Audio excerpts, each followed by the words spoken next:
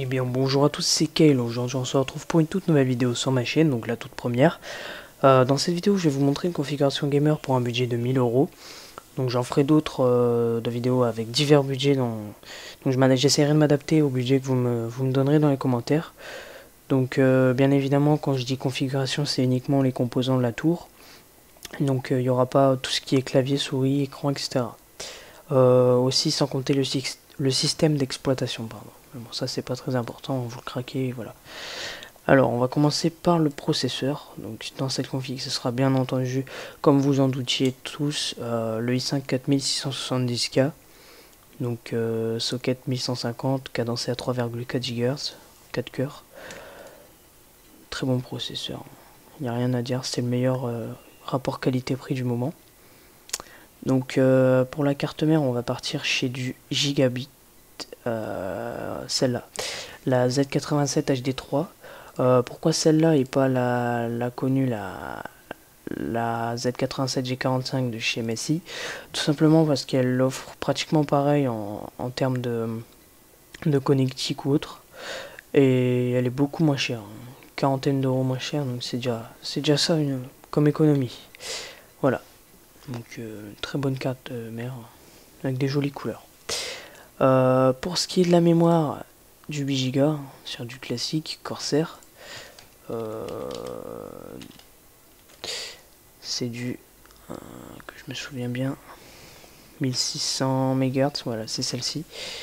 Donc pareil, du basique, du noir. On va essayer de faire, on va pas faire un PC sur thème de couleur là. Il y aura juste la carte graphique. Ah non, même pas, excusez-moi, je me trompe. Tout sera noir logiquement, sauf le boîtier qui sera blanc et noir. Donc voilà. Pour ce qui est du ventirad, donc on va pas prendre du water cooling. Pour cette config, un bon Cooler Master Hyper 212 Evo suffira amplement. Il refroidira largement suffisamment, c'était pas français, c'est pas grave, votre processeur pour avoir des bonnes températures. Voilà. Alors, la carte graphique, je la mettrai en dernier parce que c'est la pièce la plus importante du PC entre guillemets. C'est vraiment elle qui va tout faire en jeu. Alors pour le SSD, j'ai penché chez HyperX, donc celui-ci, un 120 Go qui a vraiment des très bonnes stats. Comme vous voyez, écriture 510, lecture 555. Il est encore meilleur que le Samsung 840 Evo, pourtant il est au même prix, donc vaudrait mieux prendre celui-ci. Au niveau du disque dur, 1 Tera, c'est pas énorme on va dire, ça part vite pardon, avec les jeux etc. Donc un 2 Tera de chez Western Digital suffira amplement aussi. Sauf si vraiment vous voulez faire des vidéos, et là il faudrait mieux prendre un 3 ou 4 Go. Pour ce qui est du graveur, on va prendre le Asus DRW24 F1 ST. Pourquoi celui-là et pas le Samsung, le LG pardon, parce que le LG bon il est basique certes, mais j'aime pas trop son design, tandis que l'Asus il est quand même plus beau. Donc là si sur le site ça vous met ça, ou ça vous le mettra pas parce que vous serez déjà sur le panier. Mais si vous voulez faire une config et que ça vous met ça, vous cliquez sur OK, en fait c'est pour ajouter les câbles SATA. Donc moi je vais en rajouter deux parce qu'il y a aussi le SSD, faut pas l'oublier. Donc voilà. Donc on va passer tout de suite au boîtier. Alors le boîtier, si je me souviens bien, c'est un Zalman. Celui-ci, le Z3 Plus blanc, je le trouve vraiment très beau. Il date un petit peu, mais franchement il est très beau. Il y a pas mal de place, c'est un moyen tour. Donc c'est impeccable. Pour l'alimentation, on va partir sur du 650 watts Gold. Comme ça au moins, c'est toujours mieux d'être sur du Gold.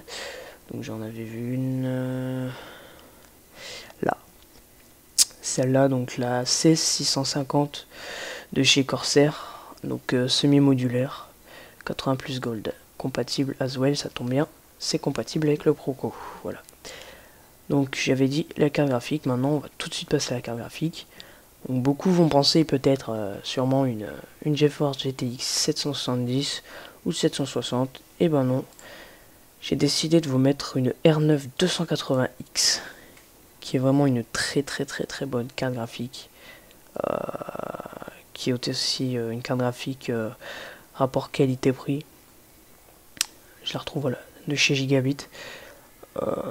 C'est vraiment une excellente carte graphique. En ce moment sur le marché, moi je pense qu'il n'y a pas mieux. Elle équivaut pardon, à une 780 facilement. C'est largement sûr. Quand vous regardez déjà le youtubeur Pierre, il a celle-ci. Il fait tourner tous ses jeux en ultra dans des vidéos, il a aucun bug. Donc voilà.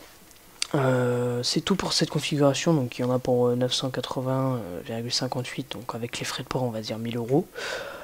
J'espère que cette vidéo vous aura plu, n'hésitez pas à liker, à partager, à commenter. À commenter aussi, n'oubliez pas de me dire des budgets si vous voulez.